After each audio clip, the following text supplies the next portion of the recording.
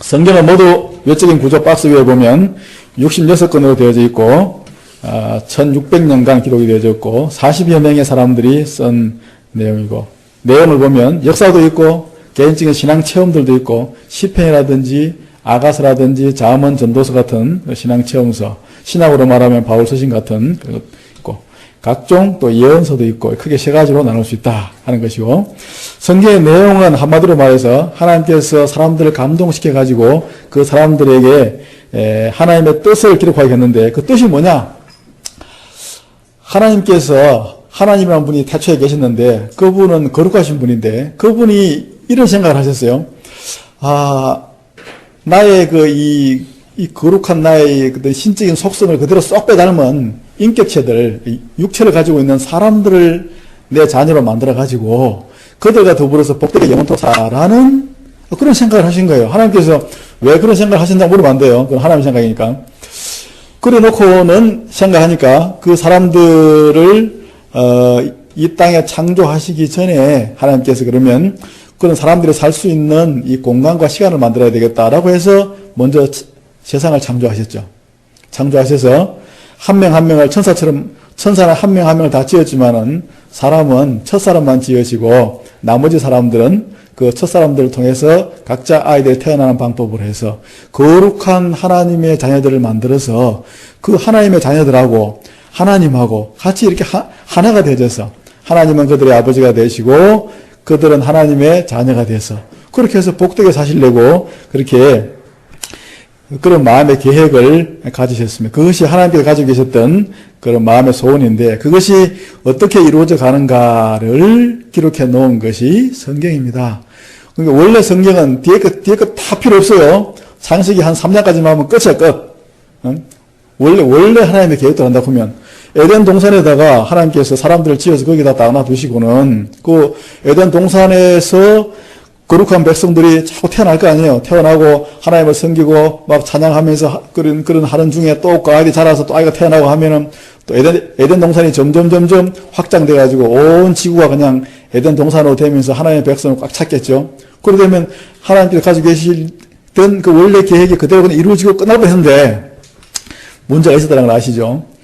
죄라는 것이 들어오는 바람에 그 죄가 들어왔음에도 불구하고 하나님께서 가지고 계신 그 계획을 이루시기 위해서 죄 문제를 해결하시기 위해서 하나님께서 긴 시간, 그 죄 문제 해결할 분이 누구죠? 예수 그리스도시고, 예수 그리스도가 그냥 뻥 태어나시는 것이 아니니까 그분이 태어나실 민족인 유대 민족, 온 세상에 하나님을 섬기는 본을 보여줄 제사장의 역할을 할 수 있는 그런 민족, 메시아가 태어날 그런 민족을 하나님께서 만드시는 과정이 필요했고, 그렇게 과정 속에서 하나님께서 예수님이 결국 태어나게 하셔서 사람들의 죄 문제를 해결하도록 하시고 그 일을 통해서 사람들을 구원하셔서 하나님의 백성을 다 끌어모으셔서 원래 가지고 계셨던 그런 하나님의 자녀들과 하나님께서 새 땅과 새 땅에서 영원토록 복락을 누리신다 하는 내용을 담고 있는 책이 성경이죠. 원래 하나님께서는 누구는 택하고 안 택하고 그게 아니고 처음에는 아담과 하와 두 사람이 의왕하고 태어날 때부터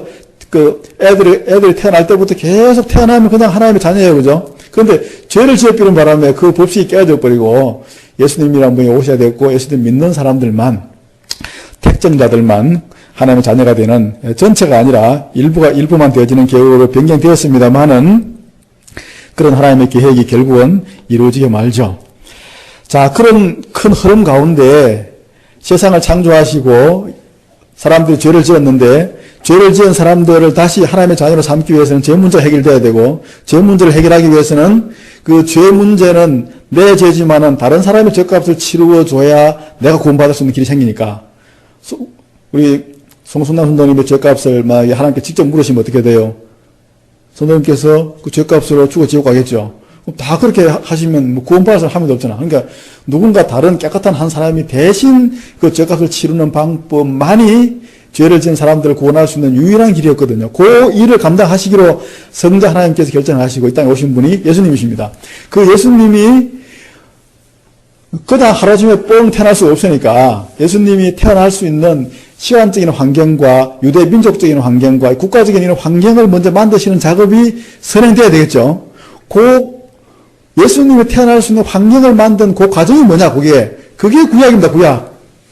그런 과정 가운데서 사람들이 하나님을 섬기는 그런 각종 섬김의 모습이라든지 또 하나님의 속을 썩인 이야기라든지 또 그런 많은 사연들 있죠. 그런 사연들은 이제 예언서를 통하여 나오게 되어지지만은 구약 성경에서 말씀하고 있는 가장 중요한 것은 하나님의 그 꿈을 이루실 예수 그리스도 구세주가 어떤 과정을 통해서 그분이 오시게 되어졌는가. 그 구세주가 태어날 그 유대 민족이 아브라함이라고 하는 한 사람을 택해가지고 어떻게 만들어졌고, 그들이 애굽에 내려갔다가 민족을 만들어서 다시 가나안 땅에 와가지고는 다시 이 가나안 땅에서 그들이 민족과 국가를 갖다 형성하면서 하나님의 백성으로서 하나님을 섬기는 그런 모습들로 연단받고 훈련받는 과정 가운데 수많은 실패를 거쳤지만은 그런 속에서 점점 메시아 민족으로 제사장의 민족으로 그들이 어떻게 만들어져서 그 속으로 유대민족 속으로 예수님께서 딱 태어나신 과정, 그 전체적인 과정을 구약 성경에 담고 있습니다.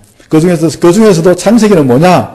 하나님께서 가지고 계신 그 꿈을 이루시기 위해서 사람들을 짓기 위한 그 창조의 전 단계, 시간을 만드시고 우주를 만드시고 지구를 만드시고 지구 속에서 에덴 동산을 만드시고, 그래서 그 속에 아담과 하와를 지었지만 그 죄가 들어왔지만 다시 그들을 회복하시기 위해서 메시아를 보내기로 결정하시고, 메시아를 보낼 수 있는 유대민족을 만들기 위해서 유대민족의 조상이 될 수 있는 한 사람을 택해서 그 사람을 데리고 와서 결국 가나안 땅에서 안 돼서 애굽으로 보내서 애굽에서 430년 동안 그 종살이이지만은 그런 속에서 그들이 민족을 만들어져 가는 그런 초기 과정까지, 요셉까지 이야기를 담고 있습니다. 그 내용이 창세기를 이루고 있는 거죠. 왜 창세기가 지금 무엇을 말하고 있는가? 이걸 먼저 머릿속에 딱 개념을 잡으시면 됩니다.